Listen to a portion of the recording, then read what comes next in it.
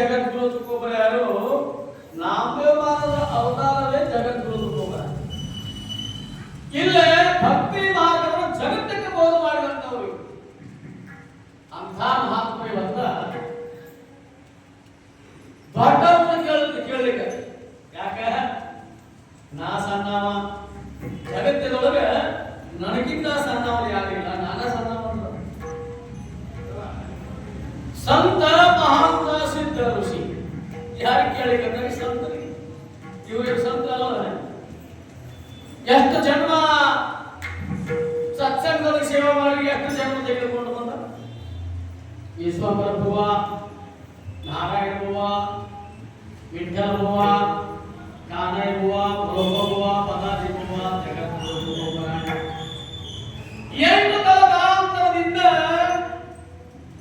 ಪಂಡರಪುರ ವಾರಿ ಮಾಡಿದರು. ಭಕ್ತಿ ಮಾರ್ಗವನ್ನು ಜಗತ್ತಕ್ಕೆ ಬೋಧ ಮಾಡಿದರು. ಸಂತ ಅದಾರ ಕರೆ, ನಾನು ಸಂತ ಅನ್ಲಿಲ್ಲ. ನಾನು ಶಾಣೆ, ನಾನು ಜ್ಞಾನಿ ಅಂತ ಎಂದು ಅಂದಿಲ್ಲ. ಅವರ ತುಮಿ ಸಂತ. ಜಗತ್ತಿನ ಎಲ್ಲರೂ ಹೇಳ್ತಾರೆ ನೀವು ಸಂತರಪ್ಪ, ನೀವು ಸಂತ. ನಿಮ್ಮ ಸೇವಾ ಮಾಡುವಂತ ನಾನು ನಿಮ್ಮ ಪಾದದೊಳಗೆ ಧೂಳಿನ ಕನಾಗಿರ್ತಕ್ಕಂಥ ಒಬ್ಬ ಸಂತ. ಪರಮಾತ್ಮಗ ಕೇಳ್ತಿದ್ರು ಅಂತ, ದೇವ ಪಾಂಡುರಂಗ ವಿಠಲ ನನಗೆಂದೂ ದೊಡ್ಡವನನ್ನಾಗಿ ಮಾಡಬೇಡ, ಎಂದೂ ದೊಡ್ಡವನನ್ನಾಗಿ ನನ್ನ ಮಾಡಬೇಡ ಪಾಂಡುರಂಗ ವಿಠಲ. ಯಾವಾಗ ನನ್ನ ಸಣ್ಣವನ್ನು ಮಾಡಿದ್ರು. ಸಣ್ಣ ಎಷ್ಟು ಸಣ್ಣ ಅವರು ಹೇಳಿದರು? ಲಾಣ ಪಹನ ದೇಗ ದೇವ ಮುಖ್ಯ ಸಂತರಿ ಶಿರಾವ ಐರಾವತ ಎಷ್ಟು ಸಣ್ಣವಾಗಿ ಕೇಳ್ತಾರಂತಂದ್ರೆ, ಎಲ್ಲಾ ಜೀವಾತ್ಮದೊಳಗೆ ಯಾವ ಜೀವಾತ್ಮದೊಳಗೆ ಸಣ್ಣತನ ಇರ್ತದೆ ಅಂತಂದ್ರೆ ಮುಂಗಿ ಅಂತಂದ್ರೆ ಇರುವಿ. ಮುಂಗಿ ಸಾಕೈ ಚೇರಾವ. ಮುಂಗಿ ಅಂತಂದ್ರೆ ಇರುವಿ. ಎಲ್ಲರಿಗಿಂತ ಸಣ್ಣತನ ಏನಿರ್ತದೆ ಅಂದ್ರೆ ಇರುವಿ ಒಳಗೆ ಇರ್ತದಂತೆ. ಆ ಇರುವಿ ಗುಣ ಕೊಡೋ ಪಾಂಡುರಂಗ ಅಂತ ಹೇಳಿ. ಈಗ ಈ ಮಹಾತ್ಮರಿಗೆ ಪ್ರಶ್ನೆ ಮಾಡಬೇಕಂತಿದ್ರೆ ಸಣ್ಣವರಾಗಿ ಪ್ರಶ್ನೆ ಮಾಡ್ಲಿಕ್ಕೆ ನಾಮಗೀತ ಬಾಯ ಮಾಡಿದ ಸಾಂಗಾವಿದವಿದೋ ತುಮಾಸಿ ಸಂತ ಮಹಾಂತ ಸಿದ್ಧ ಋಷಿ. ಪ್ರಥಮ ಯಾರು ಕೇಳ್ತಾರ? ಸಂತರಿಗೆ ಕೇಳ್ತಾರೆ. 12ನೇ ಶತಮಾನದೊಳಗೆ ಸಾಕ್ಷಾತ್ ಮಹಾವಿಷ್ಣು ಅವತಾರ ಸಖಮಾಜ ಏನಾಗಿತ್ರಿ? ಲೋಪಲ ಜ್ಞಾನ ಜಗಿ ಸಿಗೋಣಿ ಅವತಾರ ಪಾಂಡುರಂಗ ನಾಮ ಠೇವಿಲೆ. ಪರಮಾತ್ಮ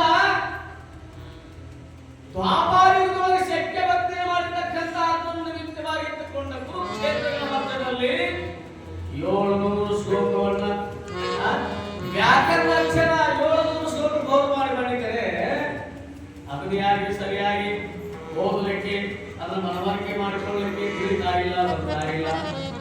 ಅದಕ್ಕೆ ಈ ಪೃಥ್ವಿ ಒಳಗೆ ಏನಾಗ್ಲಿಕ್ಕೆ ಜ್ಞಾನ ಲೋಪ ಆಗಿ ಹೋಗ್ಲಿಕ್ಕೆ ಲೋಪಲೆ ಜ್ಞಾನ ಜಗಿ ಇದನ್ನೇನ ತಿಮ್ಮಿ ಅವತಾರ ಪಾಂಡುರಂಗನ ಹೊಟ್ಟೆದಿರಿ. ಸಾಕ್ಷಾತ್ ಪರಮಾತ್ಮ ತ್ರಾಸ ಆಗ್ತದ್ರಿ. ಪರಮಾತ್ಮ ತ್ರಾಸ ಇನ್ನ ಕಲಿ ಬಹಳ ಕೆಟ್ಟ ಬರ್ತದೆ. ಮುಂದ ಯಜ್ಞ ಯಾಗ ಹೋಮ ಹವನ ಇವೆಲ್ಲ ನಡೆಯುವ ಕಲಿಯುಗದೊಳಗೆ. ಈಗ ಮಾನವನ ಹೇಗಾದರೂ ಮಾಡಿ ನಾನು ಉದ್ಧಾರ ಮಾಡಬೇಕು. ಪರಮಾತ್ಮಗ ತ್ರಾಸ. ಮಾನವ ಕೋಟಿ ಹೆಂಗಾದರೂ ಮಾಡಿ ನಾನು ಉದ್ಧಾರ ಮಾಡಬೇಕು. ಸಾಕ್ಷಾತ್ ಮೌಲ್ಯ ಅವತಾರ ತೆಗೆದುಕೊಂಡು ದೊರೆಗಿಳಿದು ಬಂದರು ಪಾಂಡುರಂಗ ವಿಠಲ. ಯಾರು? ಮೌಲ್ಯ ಅವತಾರ ಯಾರು? ವಿಠಲ, ವಿಷ್ಣು ಅವತಾರ. ಬಂದ ಮೊದಲು ಏನಿದ್ರಿ? ಯಾರಿಗೆಲ್ಲ ಉಪದೇಶ ಮಾಡಬೇಕಂದ್ರೆ ಗುರು ಇರ್ತಕ್ಕಂಥ ಶಿಷ್ಯರಿಗೆ ಗುಪ್ತ ಮಂತ್ರ ಉಪದೇಶ ಮಾಡ್ತಿದ್ರು. ಯಾವ ಶಿಷ್ಯ ಕೇಳಿದ್ರಲ್ಲ ಅಷ್ಟಾದ್ರೂ ಪಠನ ಮಾಡಿ ಅಷ್ಟ ಉದ್ಧಾರ ಇನ್ನೊಬ್ರಿಗೆ ಅಲಾವ್ ಆಗಿಲ್ಲ. ಮಾವಲಿಯವರಂದ್ರು ಹೀಗೆ ಬಿಡಬಾರ್ದು. ಯಾಕಂತಂದ್ರ ಕಲಿ ಬಹಳ ಭಾಳ ಈ ಕಲಿ ಏನ್ ಮಾಡ್ತತಿ ತನ್ನ ಹೊಟ್ಟೆಯೊಳಗೆ ಹಾಕಿಕೊಳ್ಳಿಕ್ಕೆ ಪ್ರಯತ್ನ ಮಾಡೋದು ಎಲ್ಲಾ ಮಾನವನ್ನ ನಾಶ ಮಾಡ್ತಾರೆ.